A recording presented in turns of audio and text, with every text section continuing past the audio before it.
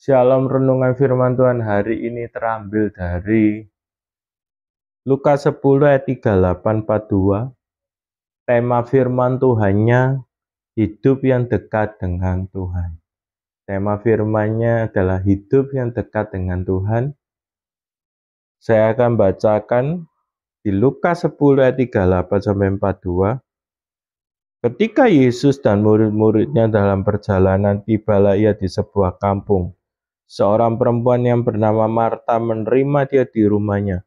Perempuan itu mempunyai saudara yang bernama Maria. Maria ini duduk dekat dengan kaki Tuhan dan terus mendengar perkataannya. Sedangkan Marta sibuk sekali melayani ia. Ia mendekati Yesus dan berkata, Tuhan, tidaklah engkau peduli bahwa saudaraku membiarkan aku melayani seorang diri.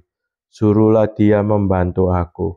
Tetapi Tuhan menjawab, Marta, Marta, engkau khawatir dan menyusahkan dirimu dengan banyak perkara, tetapi hanya satu yang perlu.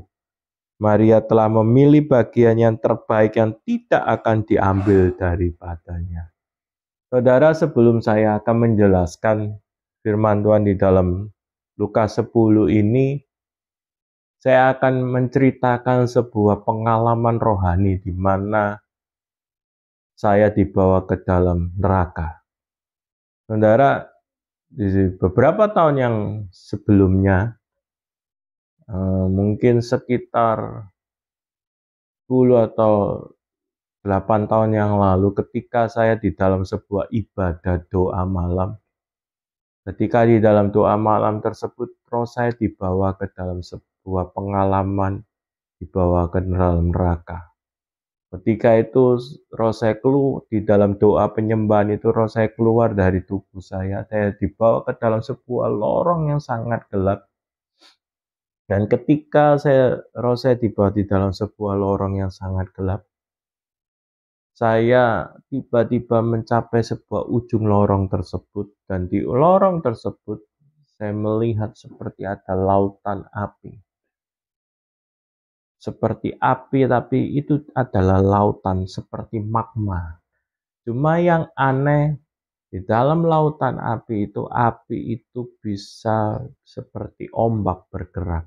Dan api itu bisa mengejar orang-orang yang ada di dalam lautan api tersebut, atau di atas lautan api tersebut. Dan api itu menyambar orang-orang.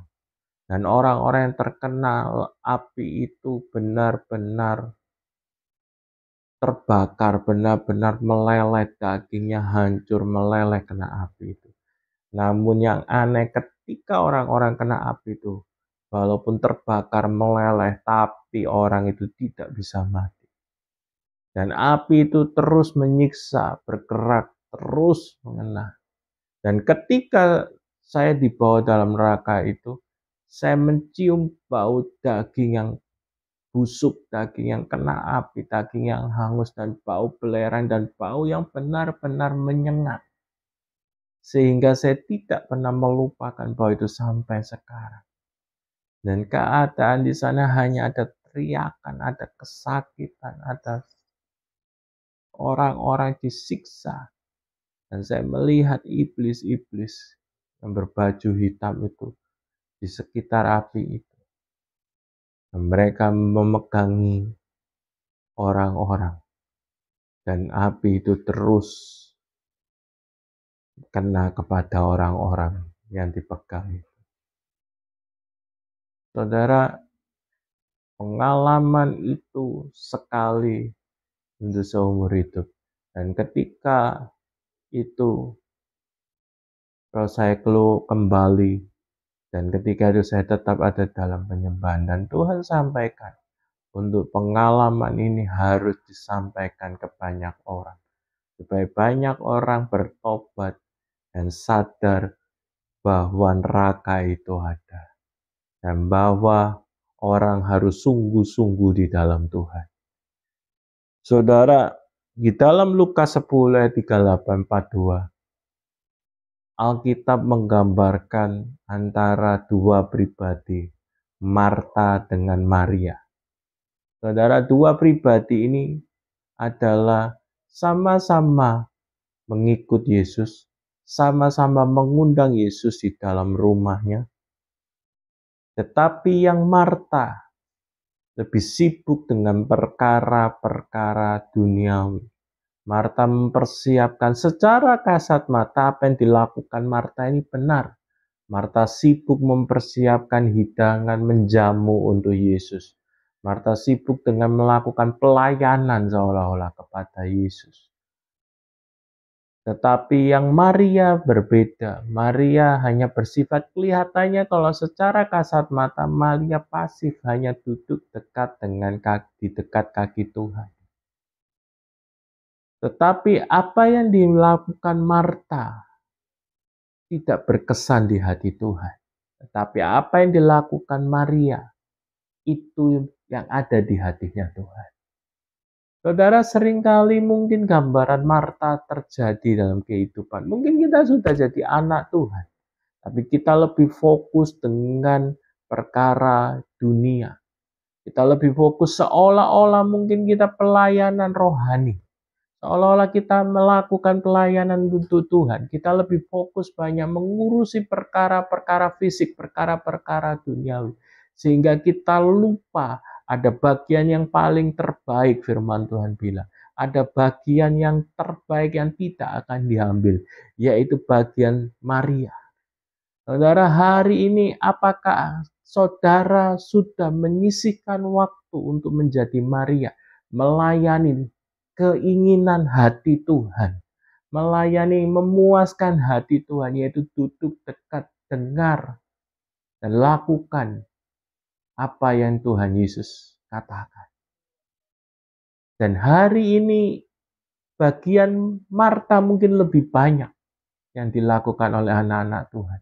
Tapi yang Maria sangat sedikit. Tapi yang sedikit itu yang Tuhan mau. Yang Tuhan rindu. Supaya saudara berkenan hati Tuhan. Supaya saudara tidak masuk dalam penderitaan. Saudara tidak masuk dalam neraka. Adalah saudara harus ambil bagian Maria lebih banyak. Saya bukan bilang bagian Marta tidak perlu. Perlu, tapi ada bagian yang paling penting di dalam kehidupan kerohanian kita, yaitu Maria. Yaitu kita mendekat dalam hadirat Tuhan, menyenangkan hati Tuhan, memuji, penyembahan, menyenangkan, memuaskan hati Tuhan, melayani Tuhan, bukan melayani pekerjaan Tuhan, tapi melayani pribadi Tuhan. Dengan memuaskan hati Tuhan, dengan kita duduk dekat dan dengar apa isi hati Tuhan. Banyak setiap kita enggan melakukannya. Kita lebih sibuk, lebih senang untuk menjadi Marta. Saudara, bagian Marta dikatakan gini, Marta, Marta, engkau khawatir dan menyusahkan dirimu dengan banyak perkara. Seringkali ketika kita menjadi Marta, kita sedang menyusahkan diri sendiri dengan banyak perkara. Engkau hidup dalam kekhawatiran dan menyusahkan diri sendiri. Alkitab mencatat apa yang kita lakukan ketika kita mengambil bagian Marta adalah banyak kekhawatiran dan menyusahkan diri sendiri. Karena apa? Kita sibuk dengan urusan dunia, sibuk dengan pelayanan, seolah-olah itu untuk Tuhan, tapi sebenarnya bukan untuk Tuhan, karena Tuhan tidak berkesan. Tapi hari ini yang buatlah Tuhan berkesan.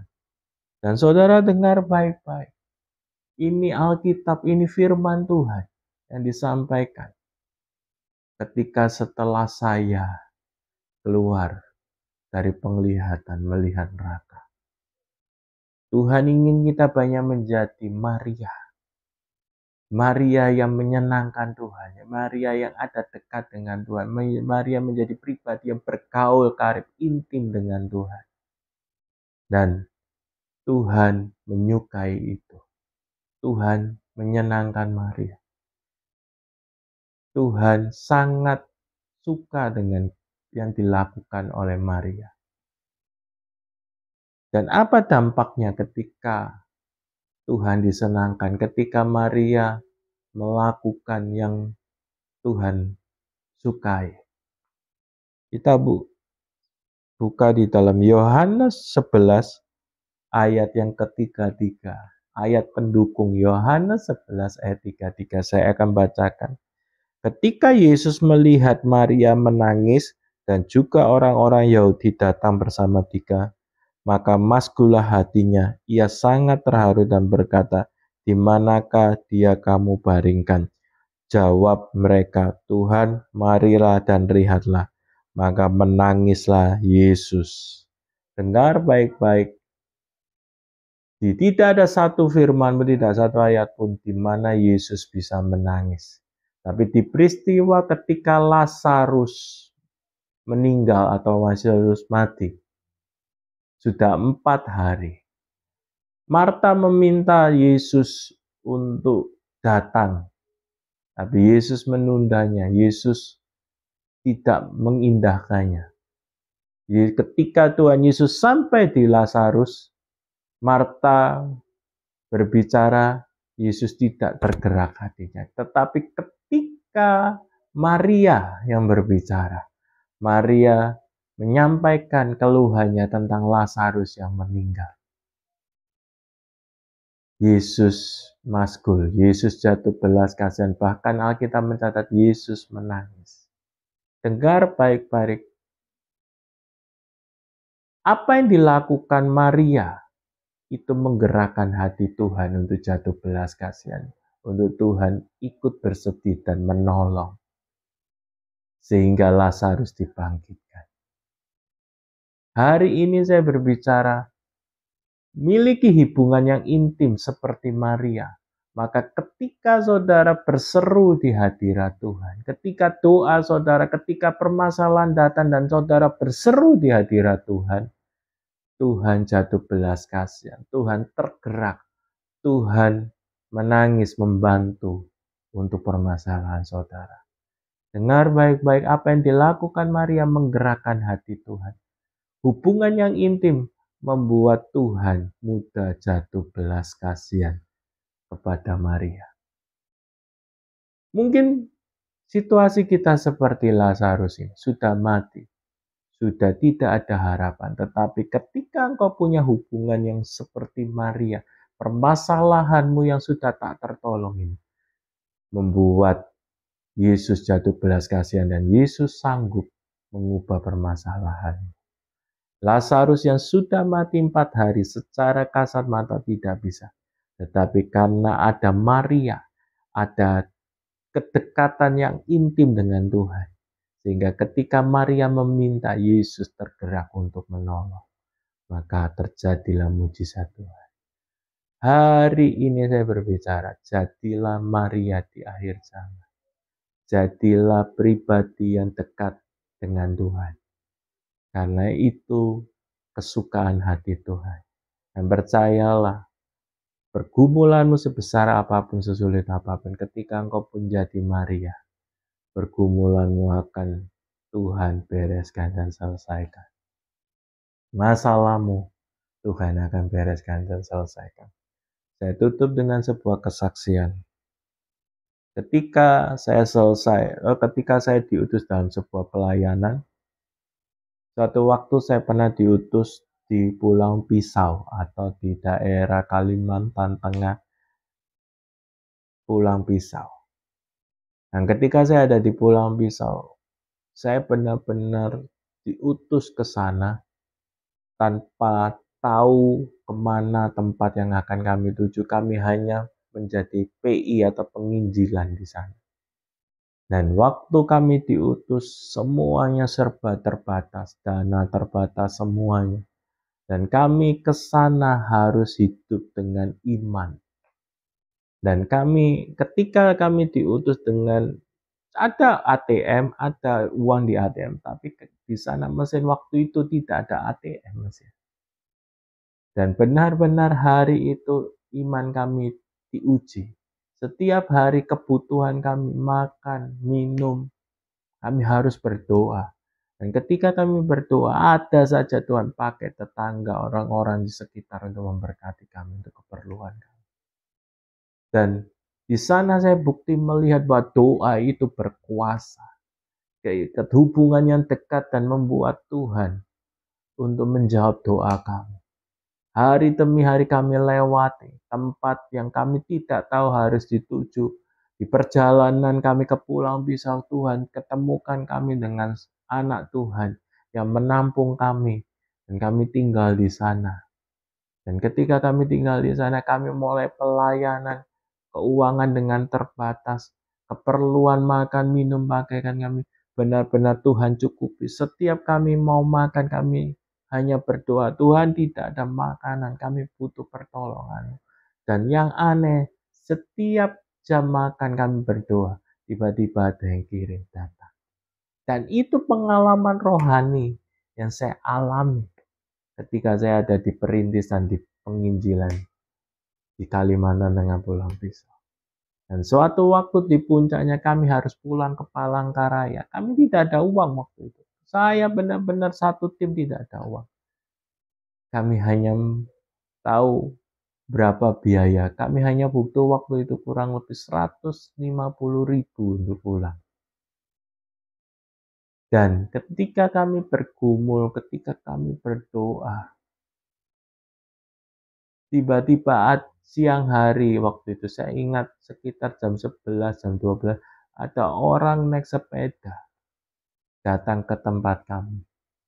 Lalu orang itu membawa makanan. Saya pikir, wah ini berkat untuk makan siang kami. Nah, kami selesai makan bersama orang itu. Lalu tiba-tiba orang itu pulang dan dia menaruh amplop. Dan uang itu cukup untuk kami bisa pulang ke Palangkaraya. Secara kasat mata kami baru di Pulau Pisau, kami tidak kenal seorang pun. Ketika kami berdoa meminta Tuhan kirimkan berkat untuk kami pulang ke Palangkaraya. Secara kasat mata kami tidak tahu siapa yang bisa Tuhan pakai untuk menolong kami. Tetapi Tuhan tetap mengabulkan dan menjawab doa. Ada banyak mujizat keperluan kami selama di pelayanan.